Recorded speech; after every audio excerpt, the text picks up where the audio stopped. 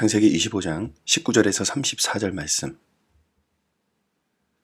아브라함의 아들 이삭의 족보는 이러하니라. 아브라함이 이삭을 낳았고 이삭은 40세의 리브가를 맞이하여 아내를 삼았으니 리브가는 밧단 아람의 아람 족속 중 부두엘의 딸이요 아람 족속 중 라반의 누이였더라. 이삭이 그의 아내가 임신하지 못하므로 그를 위하여 여호와께 간구하며 여호와께서 그의 간구를 들으셨으므로 그의 아내 리브가가 임신하였더니 그 아들들이 그의 태 속에서 서로 싸우는지라. 그가 이르되 이럴 경우에는 내가 어찌할꼬 하고 가서 여호와께 묻자온대 여호와께서 그에게 이르시되 두 국민이 내 태중에 있구나. 두 민족이 내 복중에서부터 나누이리라. 이 족속이 저 족속보다 강하겠고 큰 자가 어린 자를 섬기리라 하셨더라.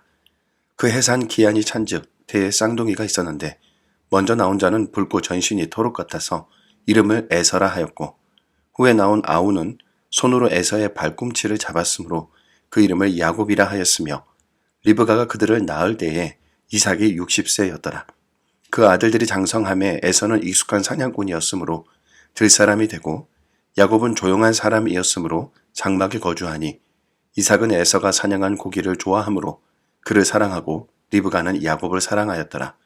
야곱이 죽을 쑤었더니 에서가 들에서 돌아와서 심히 피곤하여 야곱에게 이르되 내가 피곤하니 그 붉은 것을 내가 먹게 하라 한지라. 그러므로 에서의 별명은 에돔이더라. 야곱이 이르되 형의 장자의 명분을 오늘 내게 팔라. 에서가 이르되 내가 죽게 되었으니 이 장자의 명분이 내게 무엇이 유익하리요. 야곱이 이르되 오늘 내게 맹세하라. 에서가 맹세하고 장자의 명분을 야곱에게 판지라. 야곱이 떡과 팥죽을 에서에게 주매 에서가 먹으며 마시고 일어나 갔으니 에서가 장자의 명분을 가볍게 여김이었더라. 아멘.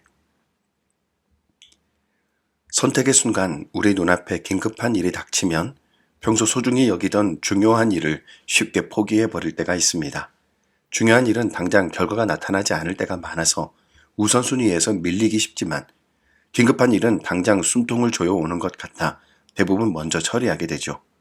오늘 본문의 에서는 이 긴급함의 마음을 빼앗겨 중요함을 팔아넘긴 대표적인 인물인데요. 본문을 통해 영적 우선순위를 어떻게 하면 바르게 정립할 수 있는지 묵상하기 원합니다. 아브라함의 뒤를 이은 이삭은 40세의 리브가와 결혼했는데 이삭 가정도 아브라함처럼 결혼 후 20년 동안이나 아이가 없었습니다. 아버지 아브라함은 10년을 못 버티고 하갈을 통해 이스마엘을 낳았지만 이삭은 아버지와 달리 20년의 침묵을 기도로 채웠는데요.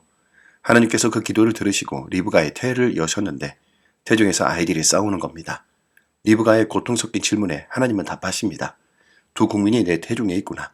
큰 자가 어린 자를 섬기리라. 아직 아무것도 한 것이 없는 태중의 아이를 하나님은 무엇을 보시고 구분하고 나누신 걸까요? 하나님의 역사는 인간의 서열이나 능력에 따라 달라지는 것이 아니라 건축가가 설계도를 그릴 때 거실과 안방의 용도를 미리 정하는 것처럼 하나님은 인류 구원이라는 거대한 역사를 이루기 위해 각 사람에게 고유한 역할을 미리 부여하십니다. 드디어 태중의 쌍둥이가 태어났는데 형 에서는 털이 많고 야성적인 사냥꾼으로 자랐고 동생 야곱은 조용한 성격으로 장막에 거주했습니다. 아버지 이삭은 에서가 가져오는 별미 때문에 그를 편애했고 어머니 리브가는 장막에서 지내는 야곱을 편애했죠.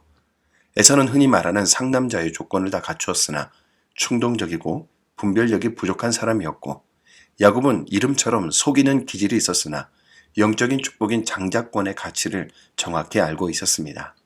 어느 날 사냥을 마치고 돌아온 에서가 마침 붉은 죽을 쓰고 있던 야곱을 보고 그것을 나로 먹게 하라고 요구하는데 야곱은 형의 장자의 명분을 내게 팔라는 황당한 제안을 합니다. 사실 장자권은 매매 대상이 아니죠. 가문의 주도권, 유산의 두목, 무엇보다 하나님의 언약을 이어갈 영적 계승권이 담긴 어마어마한 특혜이지 않습니까? 그런데 에서는 내가 죽게 되었으니 이 장자의 명분이 내게 무엇이 유익하리요 하며 당장의 배고픔을 해결하기 위해 자신의 운명을 팥죽 한 그릇에 던져버립니다. 성경은 이를 두고 에서가 장자의 명분을 가볍게 여김이었더라고 결론 짓고 있죠. 히브리서 기자는 이를 망령된 행동이라고 규정하는데요. 우리는 에서를 보면서 참 어리석다고 생각하지만 우리 역시 삶의 현장에서 팥죽 한 그릇에 장자권을 팔아버리는 상황을 자주 연출하진 않나요? 당장 먹고 사는 문제가 급하다는 핑계로 예배를 소홀히 하거나 기분이 나쁘다는 이유로 교제를 끊어버리기도 하며 손해를 본다는 생각에 정직과 믿음의 원리를 알면서도 눈 감아 버리기도 합니다. 가룟 유다는 돈과 주님을 바꿨고 사울 왕은 열등감 때문에 왕의 품격을 버렸습니다. 아나니아와 삽비라는 돈의 유혹에 넘어가 하나님과 교회 공동체를 속이고 말았죠. 이들의 공통점은 가장 소중한 것을 가장 급한 것과 바꿔버렸다는 데 있습니다. 한 번의 묵상, 한 번의 기도, 한 번의 예배를 소홀히 하는 것은 당장 큰 문제가 생기지 않는 것처럼 보입니다. 그러나 그것이 쌓여 결국 영적 파산에 이르게 된다는 것을 기억합시다. 인생의 성공은 긴급한 일이 아니라 중요한 일을 얼마나 잘 지켜내느냐에 달려 있습니다. 이번 한 주간 내 육신을 달래줄 사소한 만족 때문에 하나님이 주신 영적인 명분을 헐값에 넘기지 맙시다. 중요한 것을 중요하게 여길 줄 아는 영적 안목을 달라고 기도합시다. 먼저 그 나라와 의를 구하라 하신 주님의 말씀을 붙들고 세상 유혹 앞에서도 당당히 아니요 라고 말할 수 있는 진짜 믿음의 소유자들로 살아가는 오늘이기를 축복합니다. 역사의 주관자이시며 우리의 참된 상급 되시는 하나님 아버지, 20년의 기다림을 기도로 견뎌냈던 이삭의 인내와 당장의 허기를 참지 못해 영원한 기업을 팔아버린 에서의 망령됨을 통해 우리 자신을 돌아봅니다. 우리는 늘 눈앞의 이익과 긴급한 상황에 쫓겨 정작 하나님이 주신 소중한 영적 은혜들을 하찮게 취급해왔던 연약한 자들입니다. 우리에게 영적인 분별력을 주셔서 세상이 주는 일시적인 안락함보다 주님이 약속하신 영원한 나라를 더 가치 있게 여기게 하옵소서. 내가 죽게 되었다는 핑계 뒤에 숨지 않게 하시고 어떤 형편 속에서도 하나님의 말씀과 언약을 끝까지 붙드는 견고한 믿음을 주옵소서. 오늘 하루도 우리 인생의 가장 중요한 것을 주님께 두며 하늘 창고에 보물을 쌓아가는 지혜로운 성도가 되게 하여 주옵소서. 예수님의 이름으로 기도드립니다. 아멘.